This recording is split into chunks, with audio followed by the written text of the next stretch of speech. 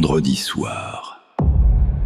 Seul dans mon appartement, loin de ma famille, je ressentais une solitude étrange, presque étouffante. Le silence régnait, jusqu'à ce qu'un souffle glacé effleure mon oreille. Une voix chuchota, un murmure sinistre, incompréhensible. Je sursautai, mon téléphone s'alluma. 11h11. À cet instant, l'air devint lourd. Une présence invisible envahit la pièce. Un bruit sec dans le studio.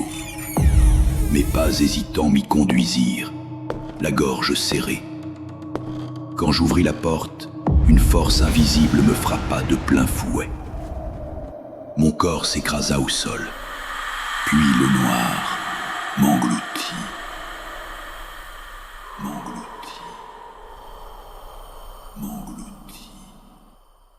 Le monde autour de moi avait changé.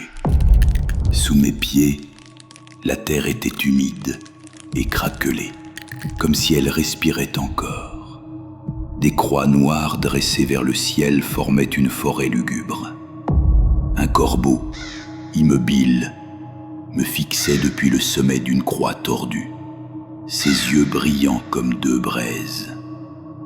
Entre les tombes, des fleurs blanches et violettes, éclatantes et irréelles, brillaient dans l'obscurité comme des flammes silencieuses. Au-dessus de moi, une pleine lune immense et spectrale dominait le ciel. Son éclat livide baignait le cimetière d'une lumière surnaturelle, faisant danser les ombres au rythme du vent. Le ciel était d'un noir huileux, traversé de lueurs verdâtres. Des brumes épaisses serpentaient entre les pierres tombales. Je compris alors. Je me trouvais dans un cimetière qui n'était pas seulement un cimetière, mais un royaume. Le royaume de Baron Samedi. Alors, il apparut.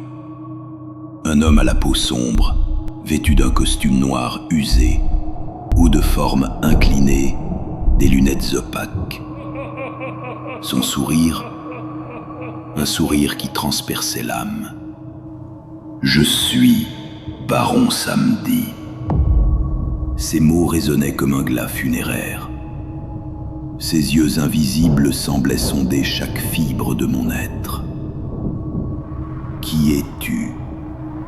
Demanda-t-il d'une voix profonde, presque sépulcrale.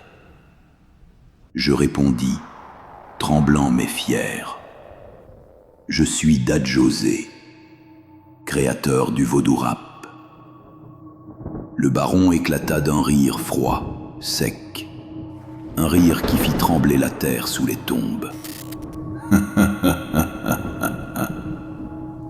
Prouve-le, prouve-le. Un éclair lacéra le ciel violet. Devant moi surgit une scène gigantesque, plantée au milieu des croix. Des enceintes noires, couvertes de chênes rouillés, vibraient déjà sous la tente. Un DJ au visage masqué posa ses doigts sur les platines. « Balance le beat !» ordonna le baron. La musique explosa, grave, puissante. Je sentis le rythme m'envahir, posséder mon corps. Un cri jaillit de ma gorge primale, animale. Je rappais. Chaque mot vibrait comme une incantation. Et alors, les morts sortirent de terre. Les tombes s'ouvraient une à une. Des silhouettes décharnées, des crânes rieurs, des os qui claquaient au rythme du beat. Parmi eux, des spectres vêtus de blanc, des femmes aux fleurs violettes dans les cheveux, dansaient avec lenteur et grâce. La foule grossissait. Mes ancêtres étaient là, mêlés aux guédés, Même maman Brigitte apparut, auréolée de lumière, ses yeux flamboyants, dansant avec frénésie au centre du royaume.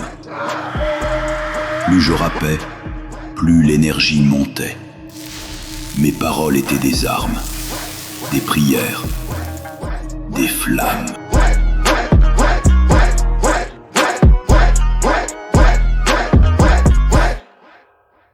Et soudain, tout s'arrêta.